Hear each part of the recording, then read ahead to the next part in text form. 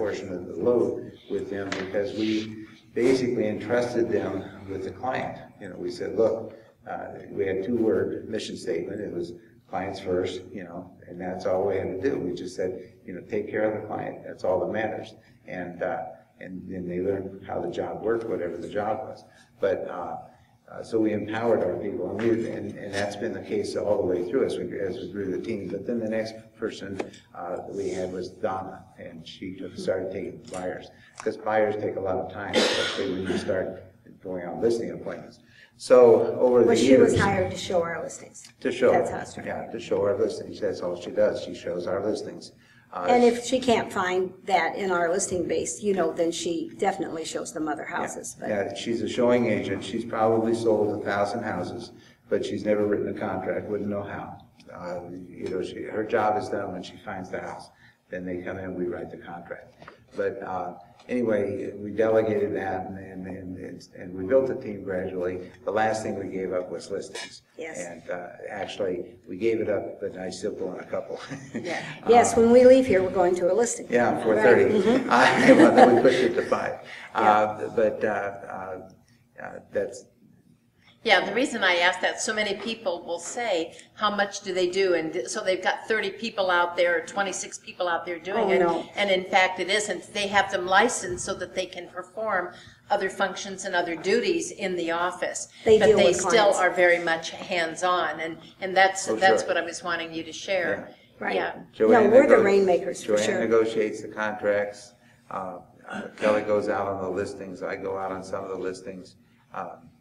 Really, if it comes to me, it's because nobody else wants to. It's a problem. And I don't really have that much to do because of that. But you know, we do all of it. Basically, when you're a client of those Callaways, you call up and Marty will take your call. She's wonderful. She's been in business 35 years. She knows all of the. She knows all of the other agents, and we used to send her when we do a tour. You know, we'd have a house hunter. We sent Marty because she was a social type. She hi. You know, she knows everybody. Oh, she's wonderful. But she takes the calls, and she would, if you're going to sell your house and go looking for another house, she immediately takes your calls. She says, just a minute. She gets Joyce on the phone. Joyce then, her area is getting the listings ready to go on the market. Listings new. Yeah, listings new. And so she gets the information, and then she sets an appointment for Kelly to come out. Kelly comes out, and she explains the listing, the contract and the marketing we do. She writes the listing, and she comes back, gives it to Joyce. Joyce sends Ed out to do a more thorough, we call it AT, because we used to do it before, and now we do it after, but it's not an AT. Well, that's what we call advanced team. Now he's the after team. Okay. Anyway, he goes out. It's still A. Yeah, it's still an A. There you go. Okay. So anyway, Ed goes out, APs it, Aaron goes out for the photographs, Lisa does the virtual tour, if it's an expensive home, Bethany does the, Brittany does she does the video, we send Judy to do the staging, all these different people, and your best friend is the seller, and you're hearing from Joyce. Joyce is scheduling all this, but you're meeting these people who come to the house. Stuart comes to the house and assesses things. They're all licensed. You know, they're all empowered to talk to you. When Stuart's out there hanging a sign or in a lockbox and somebody comes by, you can discuss price. He shows them the house. Yeah, he'll show them the house. But anyway, we go on the market. You know, Joyce calls up and says, you're going to go on the market, push the button. In the meantime, Alicia's written the copy, done the flyers. Anyway, so now you're on the market, and now you're going to hear from Marty about showing appointments and things. And maybe you're going to have an open house, in which case Donna or Sarah or Brian's going to sit at the open house, and you get to know them. But then a contract comes in, and now you're going to get JoAnn. You know, JoAnn's going to negotiate. And guys, I want to share this with you because I know this is all foreign to you, but I can tell you it works just as smoothly as if it was an assembly line for a car. I mean, it just moves just like butter through that place. And it is really remarkable. And I didn't know that, and really until I got out you know, the book, you know, but that's how it is. So what you have to imagine is the hub of a, you know, like a bicycle wheel, and that's the client, and then there's 30 spokes going out from that hub, and each one of those is one of us, and we all interact with that client. So you're getting the right person at the right moment. Wherever you are in the process, you're getting somebody. I want to give you all a really great hint for if you have someone that answers your phone. So Marty, about 9 years ago, I think it's about 9 years ago, Marty came to my office and she said, JoAnn, I don't want to work in the field anymore. She said, Marge Lindsay says you're wonderful, and so could I go to work for you? And it just so happened that I needed someone for the phones. And I said, well, that's what I could offer you. You know, she'd been an agent 35 years. She's absolutely beautiful. She has a wardrobe that would rival Beyonce. You know, I mean, she's a remarkable woman. Beyonce doesn't cover. No, I'm sick. That's right. So anyway, and this is what she does. Marty has many skirts. That's right. Oh, yes. Today. Yeah. Oh, yeah. And she's got the legs for it. Yeah. Can you believe that? Okay. So anyway, so let's say Holly calls us and Holly wants to show a house, you know, and it's $500,000. And then Paul calls us and Paul says, you know, JoAnn, I want to show a house and it's $300,000. So she now knows that Holly has a client for $500,000 in this area. So then the day after, she calls Holly and says, Holly, you know, we have 2 houses coming for $500,000. One's going to be on the market Tuesday and one's going to be on the market Friday. Would you like me to get you into those houses early? And Holly will say yes. So every month I calculate Marty sells 2 homes for us. 2 homes, and she answers the phone. A wonderful man. Do you know who Bob Boland is, Marge? Yes. Yes, okay. Well, I met him, and he said this: the 2 most important people in your building are the people who answers the phone and the people who keep that building running. And that was the truth. That's absolutely the truth. So, I mean, each one of them has a story, and they've all been with me, you know, forever. But it's a wonderful, wonderful team. It is. I just couldn't be more fortunate. I mean, I'm in awe. I mean, because again, making a attempt at something similar to what you have done is unbelievable. And I just want to let everybody know this is. I thought you were so sweet and innocent, and now I finally got a taste of it. I'm just going to let you know that. Tough. We call it the marshmallow. Okay. Yeah, that's what they call me. Is that lovely? Yeah, you let it out a little bit. I know. Oh, yes. So, here's a question. I'm sorry. Let me ask one more, and if you guys are okay, we can keep on going with questions. Or are you guys okay with questions? You can open it up, whatever you want. Yeah, whatever you want to do. Okay. What's our last question? You go ahead. Go ahead. I'm sorry. I shouldn't. Well, you know, it's as an agent that has worked on the other side with JoAnn and Joseph. I think the 3rd C is communication, and that kind of speaks to all of us, because we have a tendency now in our industry to speak with each other through texts and emails, Sure.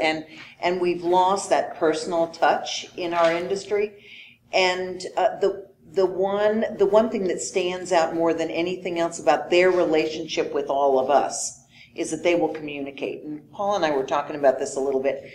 You call and you ask for JoAnn and Joseph, and if they're in the office, even though they're busy, they'll still take the time to talk to you and share with you and answer any questions that you have. That's not like it is with everybody. So kudos, but I think communication is that 3rd C for you guys. Thank you, Holly. Number 1, 2. Oh, and that makes me think of something. Listen, guys, you know, if you have a transaction coordinator, you know, that's the person that does the escrow that Joseph doesn't care to do. And Jenny is been with me 10 years, and she is the best transaction coordinator I have ever seen in my life. People rave about her. I mean, they just rave. They write letters that are almost full-page, single-spaced. And we couldn't figure out why. And this is why, okay? All of the girls do a good job. But at the end of every day, if Holly is our client and Jenny has that file that's going through escrow, Jenny will email that client and say, you know, there's nothing new to tell you today, you know, but everything looks like it's going along fine. And oh, by the way, don't forget your home inspection on Tuesday. Now, that's the only thing she does that's different than the other ones. And the clients love her. They love her. And, you know, isn't that such a simple thing? Such a simple little thing. You know, and when we talk about communication, one of the things that's interesting, I referred some very close personal friends of mine to Joseph and JoAnn to sell $1 million plus property. And it was, I mean, they loved him. They really did. And this man, I mean, to tell you how far back I go with him, he was my first employer when I was 17 years old. That's a few years ago. No, 20. not Well, 20. 20. 20 years. 20 Yeah. years ago. Yes, right. Yeah. But anyway, so they worked with them. They did get the home sold, and his wife made the comment, they were very good. They did everything that they should do. However, they were not good about communication. Well, that floored me, and you have to really watch and not be defensive. I mean, because I'm in love with them, period. And I said, really? And she said, no, they didn't call me, they didn't talk to me, they didn't do this, they didn't do that. And I thought, okay, now I know them well enough to know they want to know that, because they want to fix it. I mean, when they say client first, they say client first. And I said, okay, guys, don't burn me with this, because we socialize with the other couple also. But here's what they said. And it was like, you're kidding. And I said, no. And they said, well, George, I can use a first name here. George said, don't bother my wife because she is too busy. And so all communications come through me and do this. And so that's why we communicated with him. And I said, I'll be darned. So JoAnn said, would you be upset if we find a way that we can approach them and bring this up and discuss it without them knowing that you told me? And I said, no, go for it. And they did. Well, the next Saturday, we're at dinner and then played cards with George and his wife afterwards. And so we're sitting there, and she said, you know, I have to tell you, he's the jerk. And I thought, the jerk? And I said, he's a jerk. I've known that for 50 years. Well, not quite 50. 20 years. 20 years. Yeah, 20 years, I yes. forgot, yeah. A few more, yeah, maybe. But anyway, she said, no. She said, you know, I was telling you how they didn't communicate with me. Well, it's because he told them not to. And I said, I'll be darned. She said, no. She said, I'm glad you never told him. I would be most embarrassed. And I thought, okay, so I told him, right on, guys. So it's kind of fun when you do something like that. Yes? Do you find that when you're working with them that they might be, speaking of communication, but sort of passing around? I mean, are they finding, or is your team so hands-on, whether it be verbally or email or however, that they don't even, it's all transparent? Are you finding that more, obviously more often than not, but how are you getting that client to feel okay with all these bodies coming at them and it's not you? Well, you first have to realize that the only reason it's single real estate is because that's what tradition is. You know, that's what tradition. If you're a single realtor and you get a phone call that somebody wants to see a listing of yours and you're showing houses, you're already in trouble because you can't do both. You cannot, you know. So I have to humbly tell you, it's transparent. But you have to remember, these people have been with us a long time, and we all sort of grew up together, you know, doing this. But to the point that people, we had this lady just probably 2 weeks ago, and they're going to Nebraska, and she said, now, JoAnn, be sure when you refer someone to me that they do it like you do it. And I said, well, we get this request all the time. You know, well, find me somebody who does real estate like you do real estate. And I tell them, I'll find you a wonderful realtor, but they probably won't do it, you know, this way. So it really, part of it grew out of because Joseph and I, you have no idea, sitting here, because we love agents, and that's an absolute fact. And so we could sit here with you all time and just have a good time. But it wasn't long ago. People really never saw us. I mean, we've always been introverts. We've always been quiet. I mean, you know, there weren't 10 people in the business really who knew what we looked like. But the book changed that. you know, so, because you have no choice when you have a book.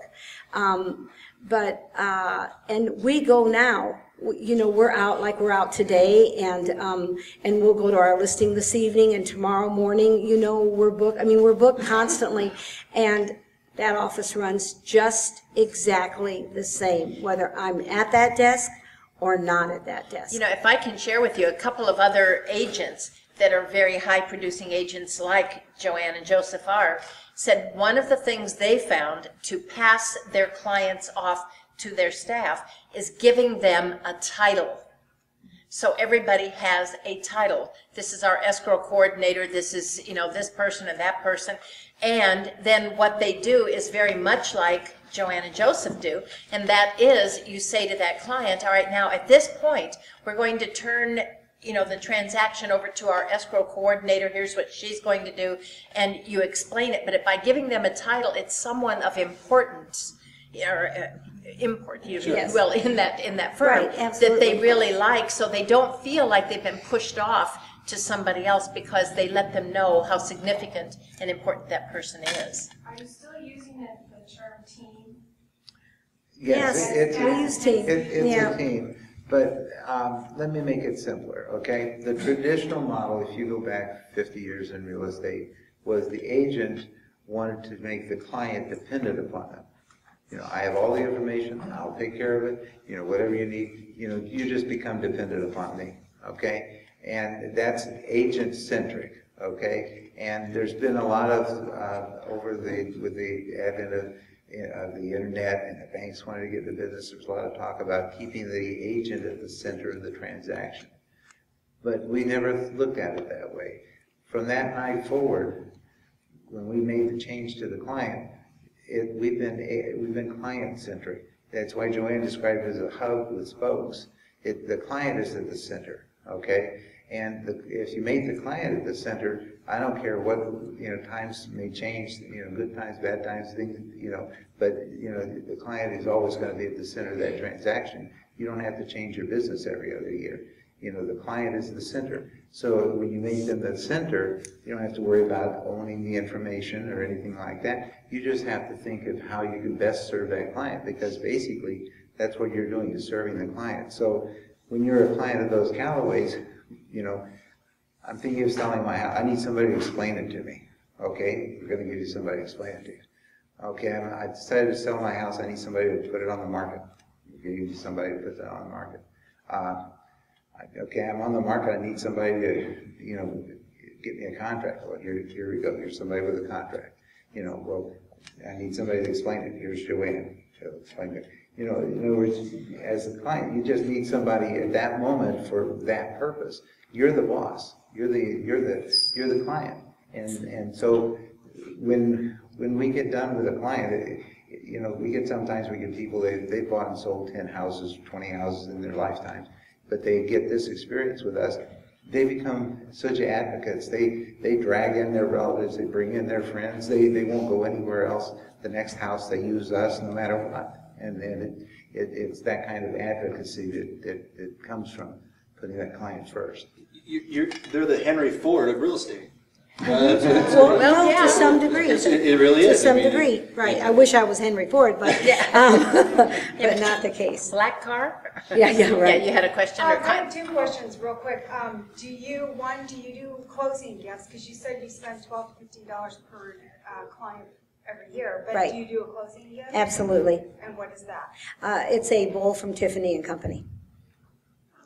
Blue box Yeah, and blue all. New box and all. Now, that's not part of the 12 to 15 Yeah, a because year. No. like that. See, No, 12 no. to 15 a year is for the client, for the database. Right. Okay, for all the Okay, clients. so the But closing a current gift- client. Okay, you so it's know, all the same. yeah, Yes, the and they're all the current same. client, And several of the Tiffany executives are my clients, and so I got to know them, and so they helped me get a great price, you know, and you're not supposed to tell that, but anyway, they did, and I get this beautiful blue box and a bag that matches it, and the Tiffany card, and then we put our own card in with it, and when I close with you, you get a gift, the client gets a gift, meaning the agent on the other side, and And if I've had exemplary performance from either a mortgage company or a title company, then they get one also. But that's just for that one transaction. Yeah. We don't send you Tiffany's every year. Right. No. So the other question was, you mentioned that you see every client 14 times a year. We don't see them? No, we touch But we them. touch them. We send them, I'll tell you what we did for Valentine's Day. Wait, could you hear her question?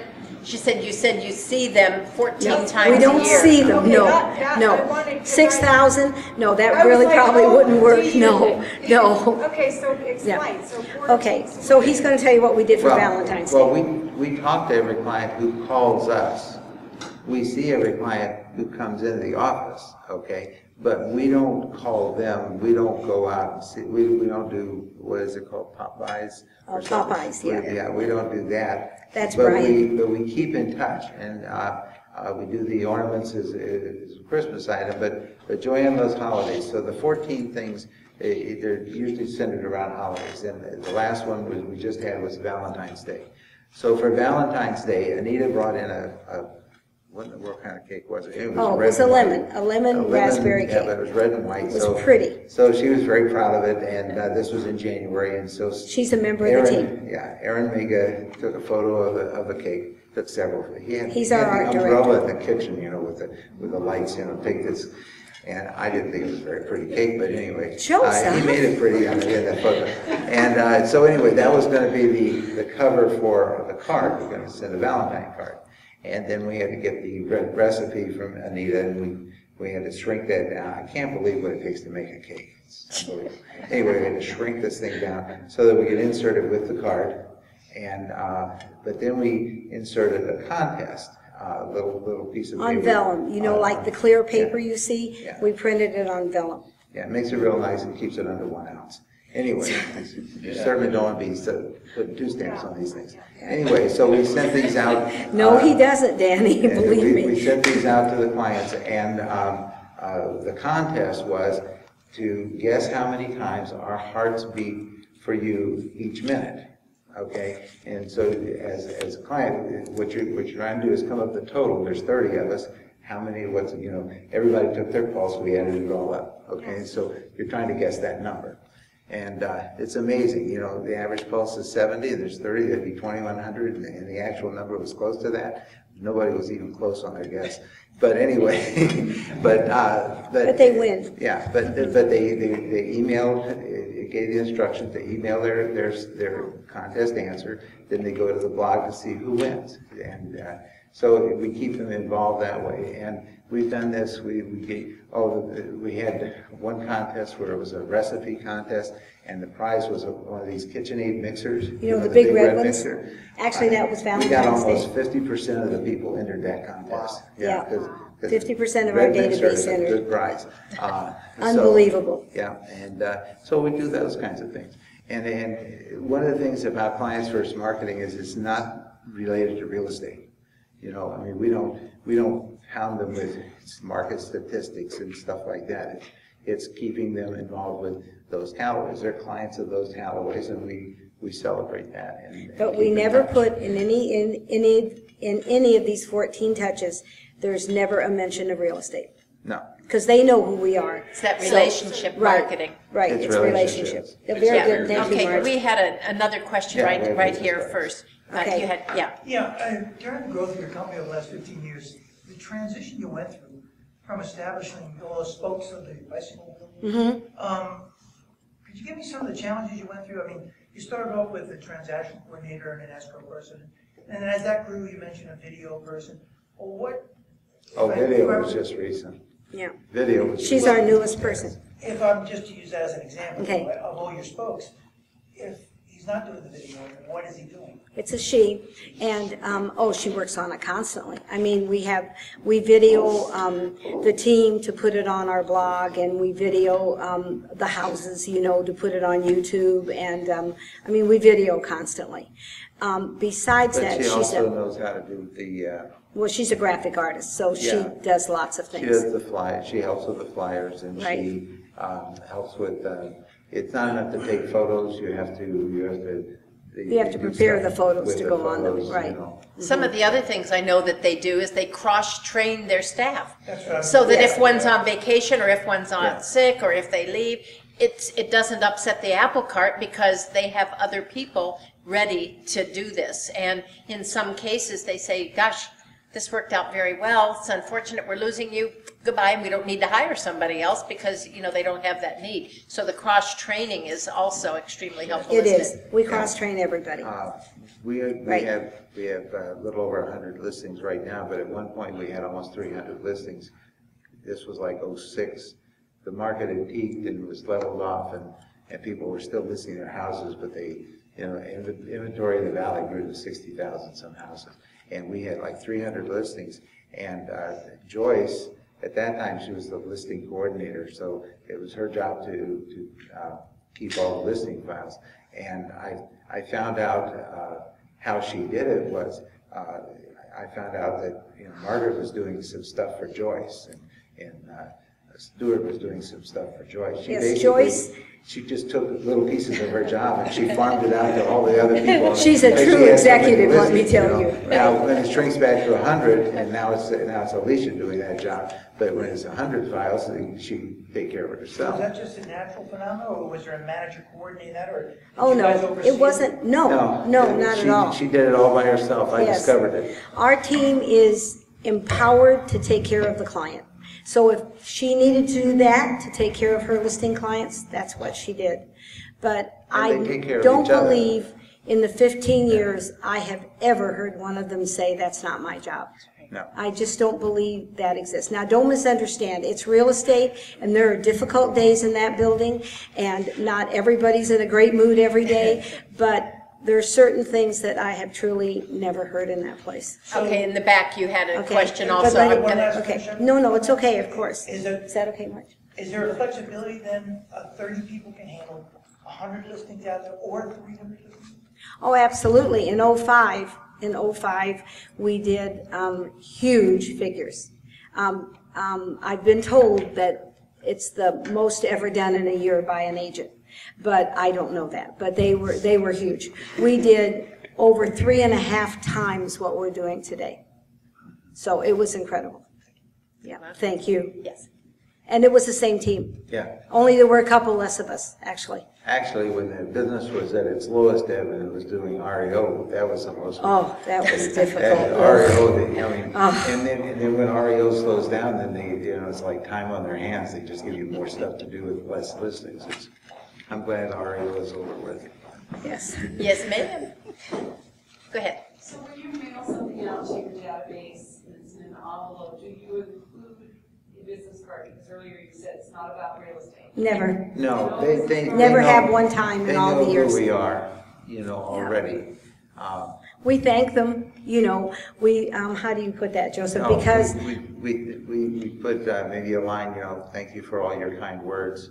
And just on the assumption that they're saying kind We could words. never ask them for a referral or ask them for their business, so we just thank them for their business, for sending us business, whether they have or not, it was like the assumptive close, I guess.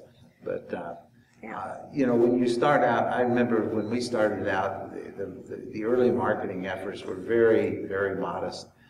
We bought a case of cranberry sauce and wrote a little legend of the cranberry sauce, and it was on a little index card, and I used a hole punch to punch it, and a business card, and a piece of ribbon, and we tied it around it, and I put it on 24 doors. This is how many cans are in a case. Put it on 24 doors closest to our house. By Christmas, we were at It all came from Costco, but Costco, it was Price Club back then.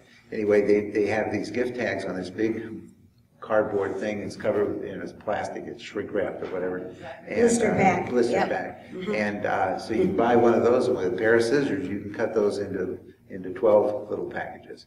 And so now there was like 3 gift tags in each package. And I wrote a little sentiment about, Christmas is the worst thing that can happen at Christmas. You run out of gift tags at the worst possible moment. So here's 3 extra gift tags, and you save that trouble. And we did the little hole punch and a ribbon and a card, and we did, I think, 200 houses. And we put them out by hand. and today, people still mention the cranberry sauce and the Christmas cards. Yeah, and you know what they like too, is that it was the red for the cranberry, and they used green ribbon because it was red and green for Christmas colors. We were, But, you know, when we started out, we had fewer clients, and we could give them more attention and everything. For the first 4 or 5 Christmases, we didn't have dough ornaments. We found stuff. We found these rugs, doormats, you know, Merry Christmas doormats. We caught them early. It was like in September at Costco, and so we ended up buying every rug they had in every store in the state. And so when we sent these out, we got a lot of people say, "Where did you get these? We haven't seen these." because Costco didn't have We it. bought them all. But I think we delivered about 400 of those. We delivered them, you know, members of the team, everybody got a list and a bunch of rugs to take out to the clients. We did silver trays. We bought these silver trays from I forget, some outlet store. It was like a serving tray. It really looked like $100, and it was like 10, you know. And I thought mine was worth $100. yours was. But we went to every outlet mall. We went to the one outside Riverside to get the last trays. You know. We did. Yes, we did. But I think, Yeah, let's go ahead. She was next. Yeah, Okay. she was next, yes. On your database, you say you're representing a buyer, so at the end you give them a closing gift. Well, when that whole escrow is finished, you also add the seller to your database, or is it just strictly your person? you mean my orphans? Adopt orphans. Yes. Well, I want to tell you something. About 10, 12 years ago, I met this lovely couple who was on the other side, and actually we had the buyer and I met the seller just from going to the house, you know, meeting the buyer and things like that. And they were so lovely that I said to Joseph, I'm going to add them, you know, to our database. And I said, we'll call them an orphan, you know, because they're orphans, you know, as far as we were concerned. And Joseph said, well, JoAnn, you know, what about the other agent? Because I would never offend another agent, never. And I said, well, I'm going to do that. And if it causes any waves or anyone, you know, objects or something, then I won't do it again. I want you to know it has to be 12 years later.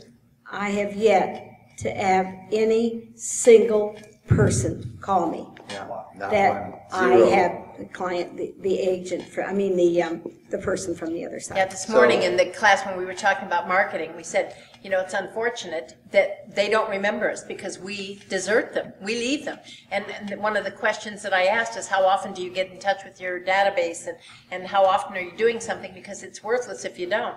And what Joseph and JoAnn are Absolutely. doing is just referred to as adopting orphans, because most of us don't follow up. Most of us don't stay with them, and they will remember those who do. Okay, you had a question next? Is that, Oh, wait, I'm sorry, just 1 second. that's okay. So, You picked up the orphans up? absolutely, and Yeah, they we buy have as an many, orphan list in the database. right.